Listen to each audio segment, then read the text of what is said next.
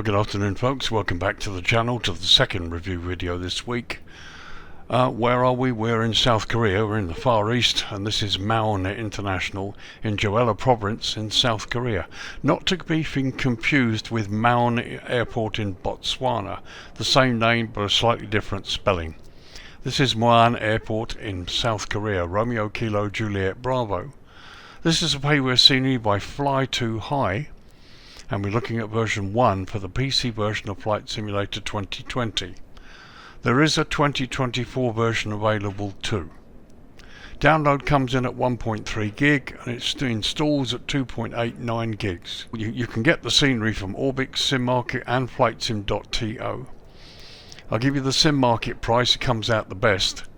It's €13.79, which equates to roughly $14.50 US, or £11.44 UK.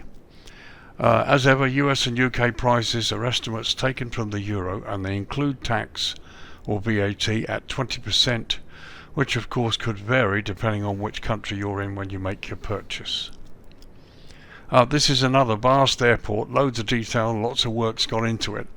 And quite a major airport as well, since it's going to be replacing or has replaced at least 2 other airports, and we'll come to that in the history. For now, let's look at features. So features, we have a realistic terminal modelling, handmade ground textures including runways, aprons, paths and roads, accurately modelled and positioned dynamic airport lighting, highly detailed models of all airport buildings, objects and surroundings, and a good optimization of frame rates. So quite a bit that's been done.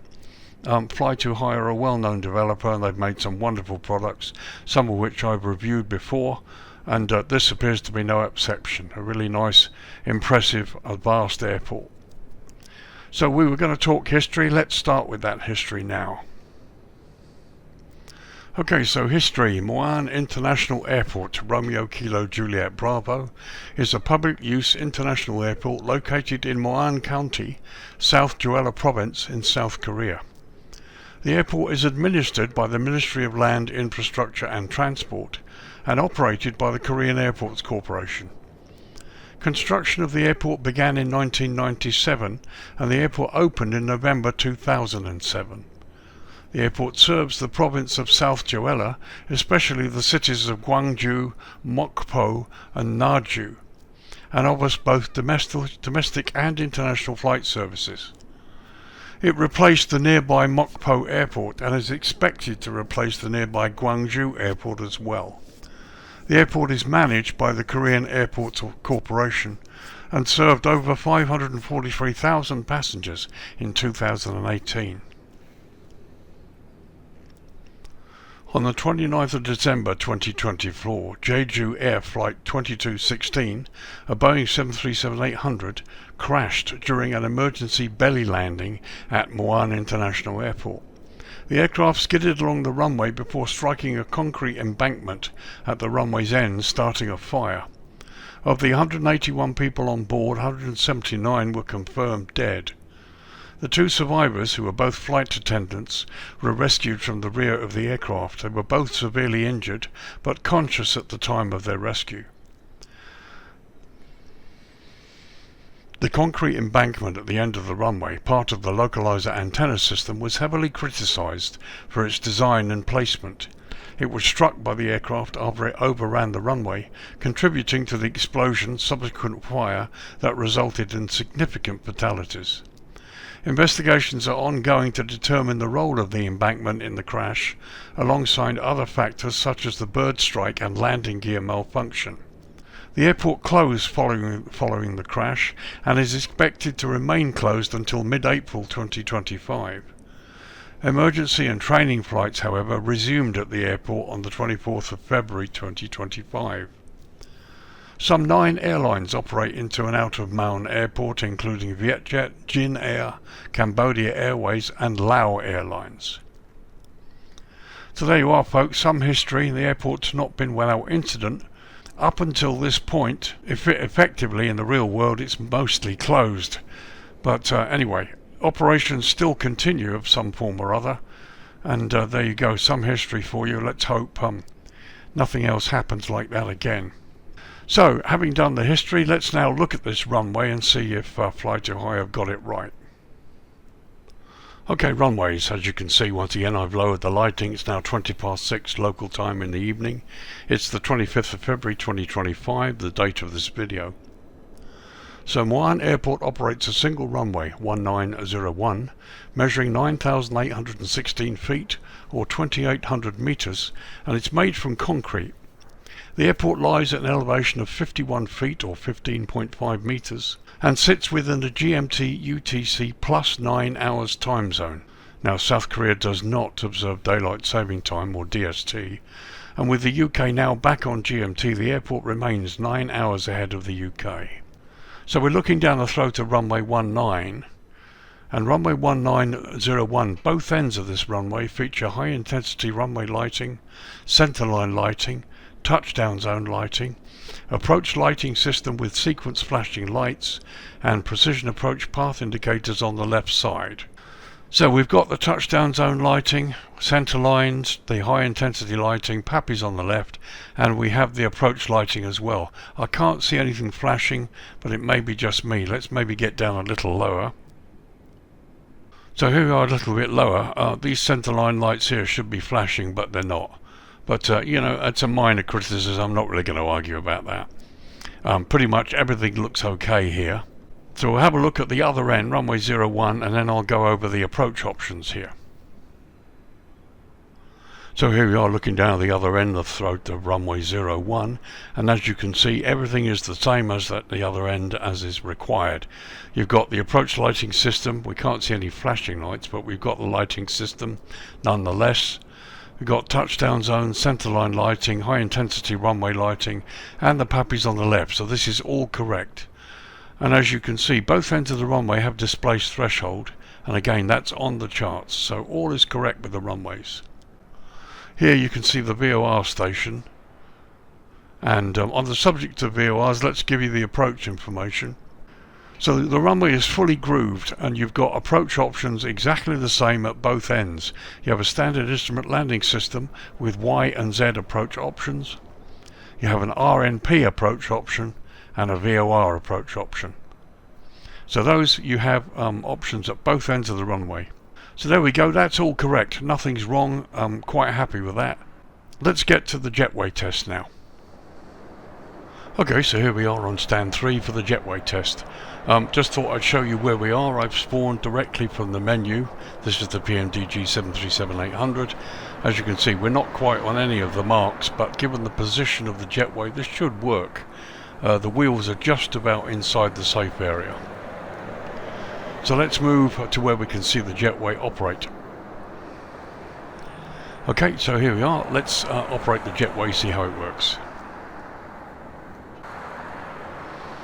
Okay, so the wheels have turned, the nose is turned, the stairs of course go into the concrete, but that's true of many other animated jetways. It's no worse than any others, and that looks to be a pretty good connection. Yep, not bad at all, and the jetway looks quite impressive. It's well weathered, everything looks good there. Let's get a closer look. Now that looks pretty good. I'd venture to say that's probably the best jetway connection I've seen so far. You can see here that the bottom of the lip is actually right up against the aircraft, as it should be, but it hasn't gone through. And the other really good thing is the hood has come right across the aircraft, but it hasn't, or it doesn't appear to have entered the aircraft skin. And visually this looks really impressive. So let's just check it from the other side. Once again, a really good connection. Again, there's no gap here, looks pretty good. The hood's come across, but it's not entered the skin, which is brilliant. So let's go inside the jetway door and open the aircraft door and see what that's like. So here's inside the doorway. As you can see, the main door is closed. Once again, I'd like to put it out there to developers.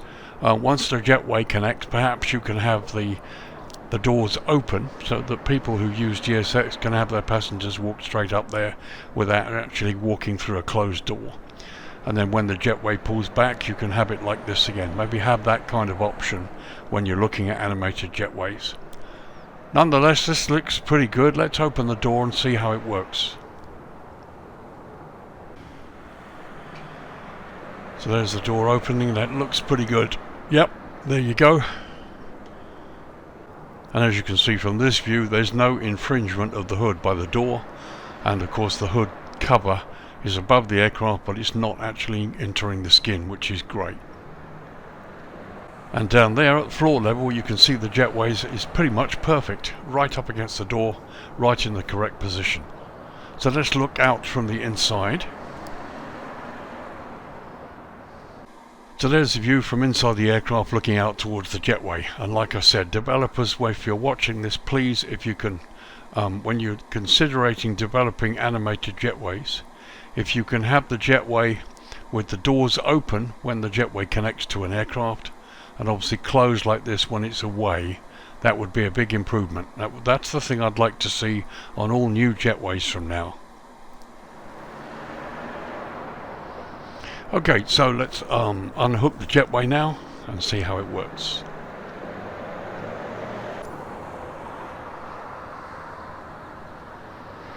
There she goes, jetway pulls away. The wheels are just about remaining inside the safe area. They've gone out slightly.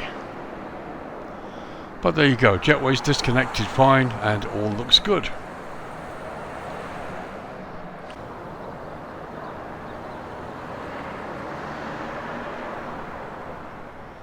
Okay, so that was the jetway test done. Everything looks pretty good there. Probably one of the nicest and most accurate doorway connections I've seen for a while. So let's get down to this airport proper now, do the main tour and see what we're presented with here.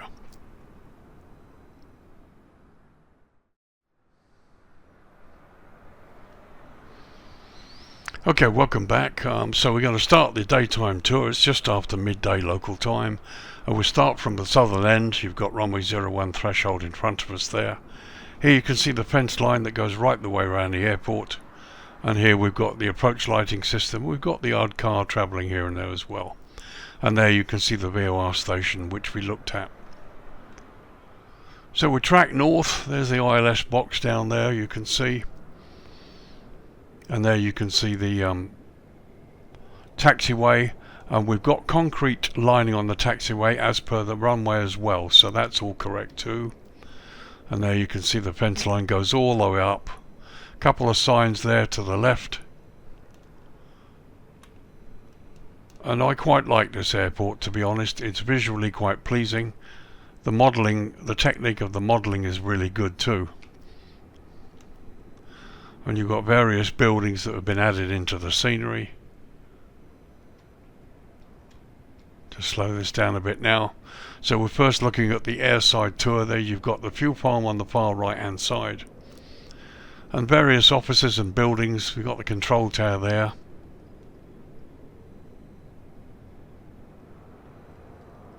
It's very impressive. Let's have a quick look at the tower.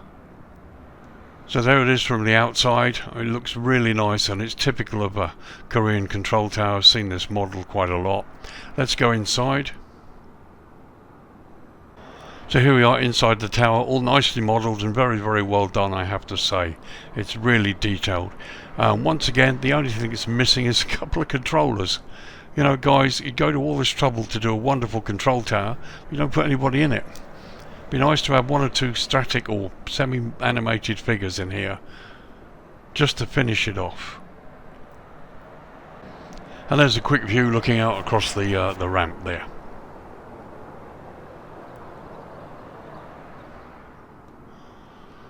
So let's continue the tour across the airside ramp.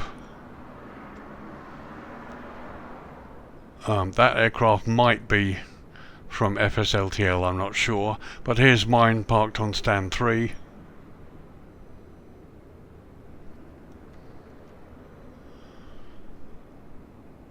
And we have a slow tour past the terminal there. You can see we've got people inside there, and the terminal looks really good, as does the airside road, and the stands generally look pretty impressive. Baggage area underneath the terminal there as well, and various vehicles parked on the stands.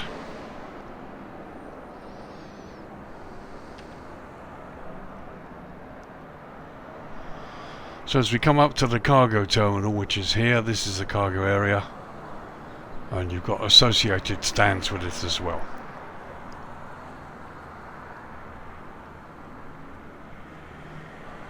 And once again, a very ornate building design, all well weathered and nicely done.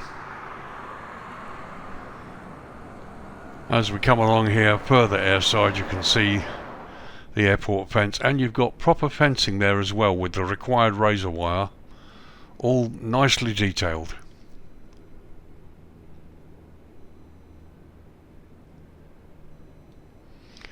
And here you've got the windsock and a couple of signs out close to the runway.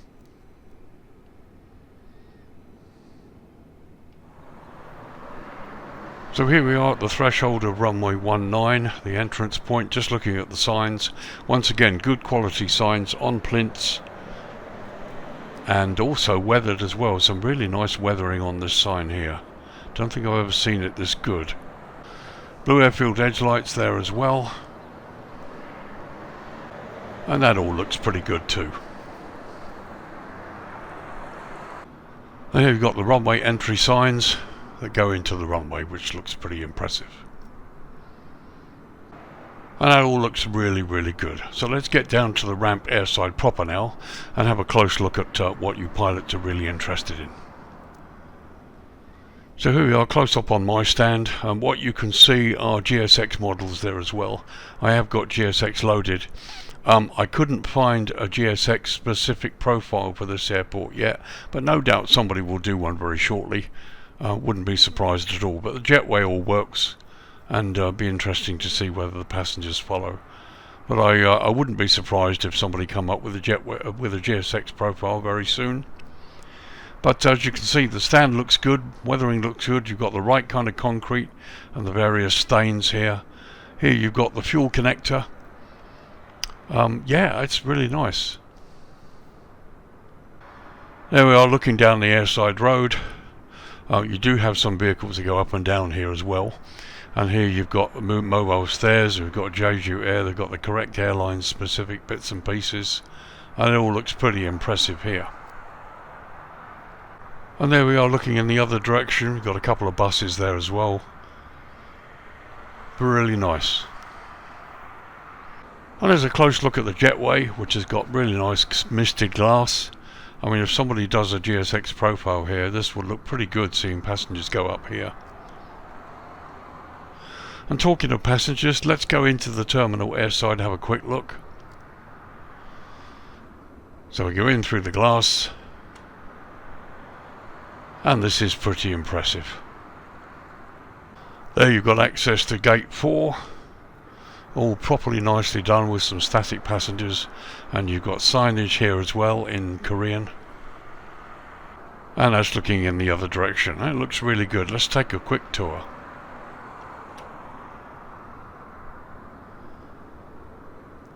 So what you can see on the right, I think, are parallaxing that gives the effect.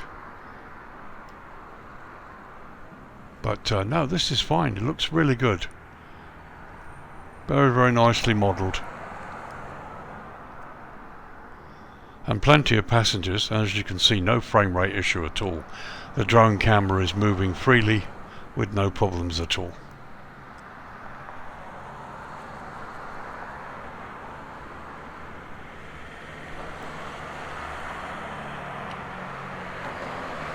So we go out through the glass and back to airside, and there's the wall that separates airside from landside. Cars shouldn't really be going through there, but that's an ASOBO issue, I'm pretty sure.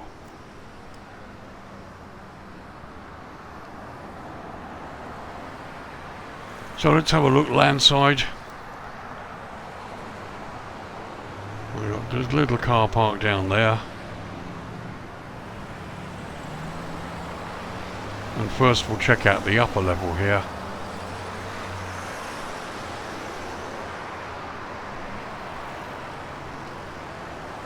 And again, nice, really nicely modelled, crisply done. It looks great. We've got some cars, can't see any people. Be nice to have a few people standing outside here. But just looking through the glass there, it looks like LANDSIDE has been developed as well, so we'll go in a second.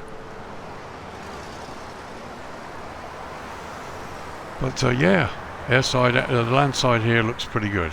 Let's go in through the glass now.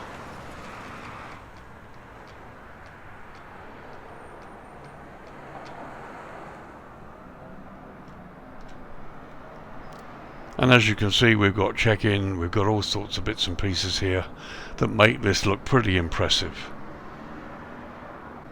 Today, looking down the end of the terminal, plenty of people, lots of work has been done here to make this look as good as it does. I mean, it looks very, very nice.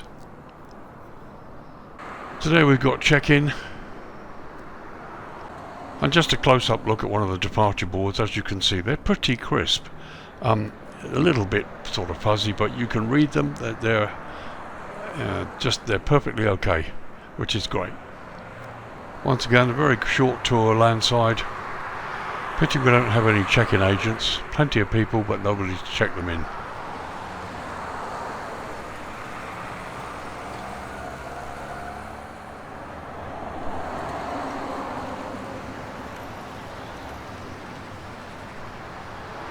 So I'm assuming this is international departures. I think this is passport or ticket check here, and there you go into security. But this is, as you can see, I think this is a photograph. Let's have a look. Yeah. But even up this close, it looks pretty good.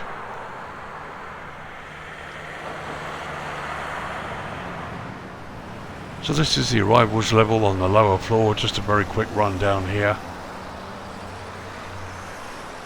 And very nice.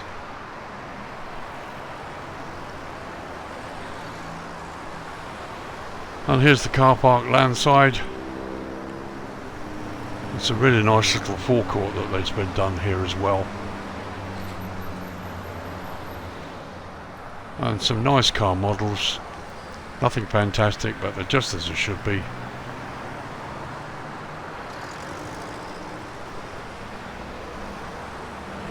That's really nice, and you've got the Welcome to Korea sign on that building there.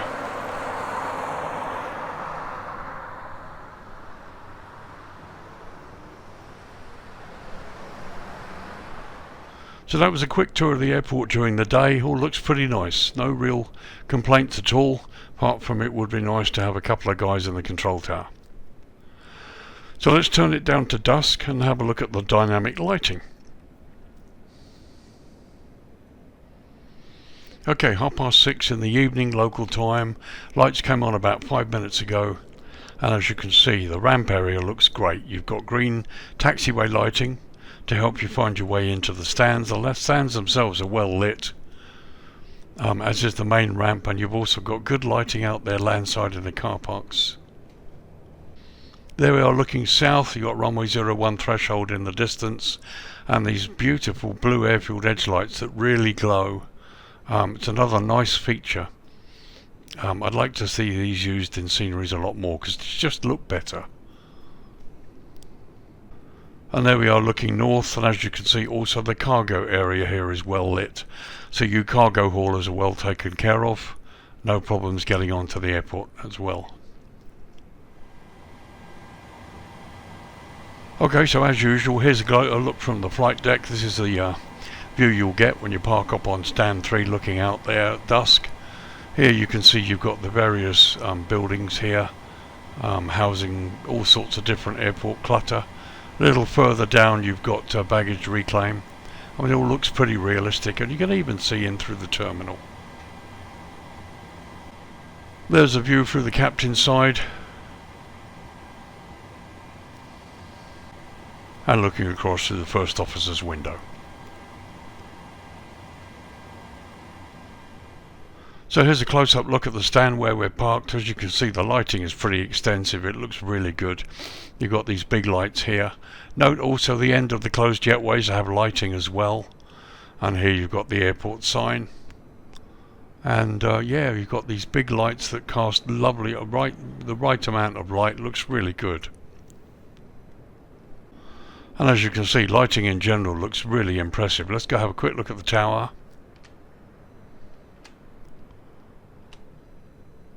Car park lighting down there looks wonderful.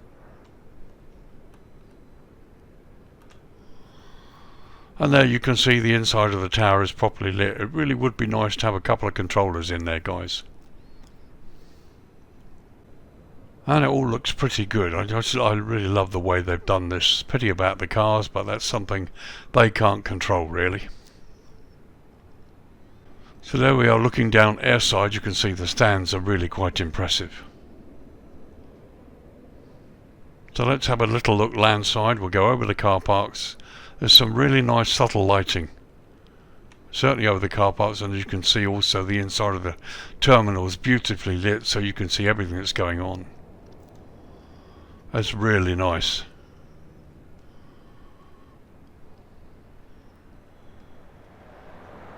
As we go across the airport and the car parks, you can see even signage out on the landside road and control barriers for access to entry to the airport.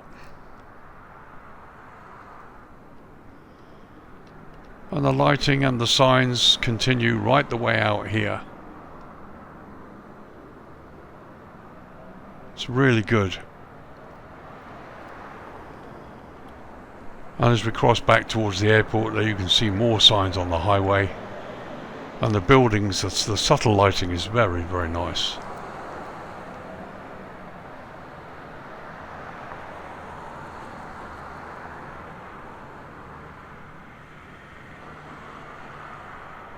So a close-up look at some of the signage here. You can see these wonderful blue airfield edge lights that give this really uncanny glow that I think looks really good. The signage again there is well lit, and generally just all looks really good. No complaints at all. And finally there's an overview of the airport at dusk. You've got the bay in the distance there, and the lighting is very nice. Very nice indeed. This is a wonderful piece of work, a really nice project.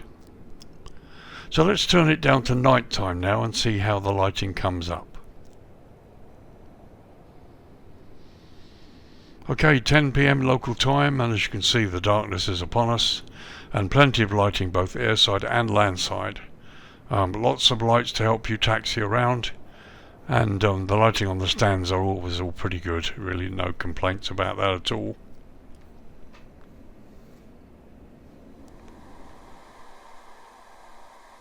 So back on the stand, here's a view out of the passenger window for a change on the left side,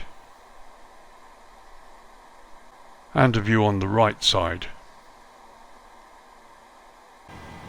and finally a view across the cockpit here at night time. So a very quick tour across the airside just to show you the lighting and how impressive it really is. It looks pretty good. Inside the terminal is also nicely lit.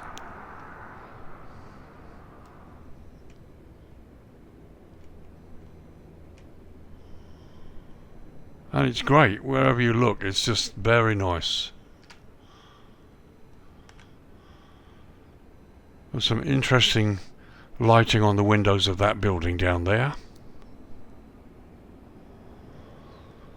So let's come across here to landside. You've got a control tower on the left. It visually it looks very, very good. The lighting looks excellent. That's a beautiful terminal. Yeah, really no complaints at all.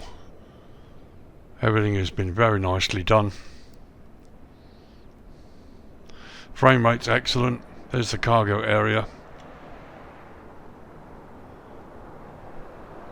It's just really good.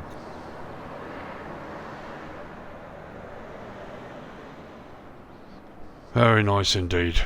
They've done a really good job here.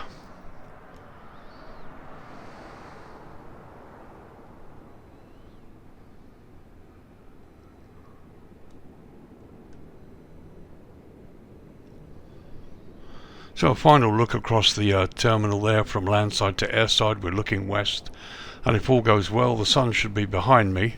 Let's bring the dawn up. Okay, 7:20 in the morning, it's dawn, and here you've got this beautiful glow on all of the buildings. The spectacle is really nice, visually looks great. We're looking northwest, you've got the threshold of runway 19 in the distance. And they're looking southwest to runway 01 threshold with the bay. And finally a look east, that's how the sun comes up. Okay, 4:15 in the afternoon, and time to wrap up this review and give you my thoughts. Do I like it? Yeah, I like it very much. Firstly, my thanks to the developers at FLY2HIGH very kindly for sending this over for me to review. I think it's a lovely airport. Is it worth €14, $15? Yes, it is. There's a lot of work gone into this. You can see that. The inside of the terminal's been nicely modelled, and to be fair, the outside's been really well done as well. So lots of buildings for you to look at, lots of them that are on the airport in real life. They're all there. They're all nicely weathered. Control tower is excellent. It's visually impressive as it is at the real airport. The car park's landside. It's nice, really nicely done. It's unusual to see this red sort of tarmac, but I have seen it at other airports. Jetways work well. I mean, in fact, the jetway here that we did in the test is arguably one of the best connecting jetways I've seen in a scenery so far. Very little to beat it. It's really, really good. But yeah, it's certainly worth the price. In fact, you could argue that it's a bit of a steal, really. There's a lot of work gone into this. And you can argue that it's probably worth a bit more, certainly with some of the sceneries. But as with FLY2HIGH, you've got excellent modelling, wonderful techniques to bring to you a really nice, lifelike airport. I've no real complaints at all. The only thing I'd probably say, we need a couple of controllers in the control tower, guys. And it would be nice to have a couple of families or people, the odd passenger or three landside outside the terminal departures, and maybe on the bottom arrivals, just to give that final touch. I mean, okay, to the pilots it's not going to be any sort of anything that you're going to worry about, but this is a really good scenery which I think just would benefit from those finishing touches. I really like the lighting at night, especially the blue airfield edge lights. They're really good. And as ever, as I say to many developers now, with the jetways, when you come to designing your own custom jetways, when they connect to an aircraft, if you could leave the end doors open and then close them or have them showing as closed when the jetway's disconnected, that would be a real help. I mean, GSX is in common use now, and a lot of people make videos, including myself, where you see the passengers go up, and just brings that extra level of realism. But yeah, it's a wonderful product. I really like it, no question about it at all, and thoroughly recommended.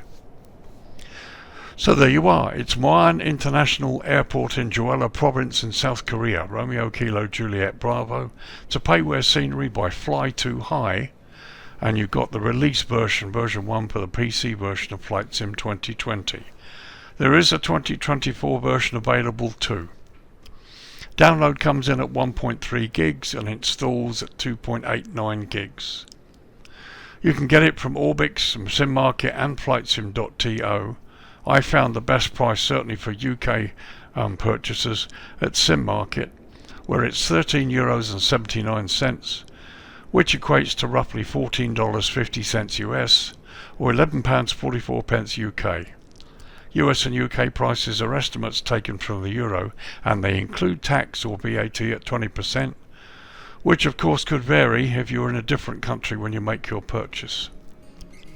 It's typical FLY2HIGH excellence, well modelled, everything you need in the scenery, all visually looks good and certainly looks great after dark. Yeah, thoroughly recommended. So my name's Lee, your virtual airline pilot. Thank you for watching, thank you for supporting my channel, and thanks again to FLY2HIGH for sending me this to review. It's very kind of you guys, and yeah, thoroughly enjoyed it. It's really good to see yet more Far East airports coming to life. So there you are, guys. Thanks for watching. I will see you in the next video. Just at the end of, let me just say also, there will be a re-upload of the Schoenhagen video. There's a couple of things I missed. I've also discovered that apparently there is not a 2024 version available yet, so I need to make some corrections, and I'm going to try and have a look and see if we can find the railway stations and the animations to show you that we're missing from that video. So that's coming later on, and this should be up later tonight. Thank you for watching, and I'll see you in the next video. Bye for now.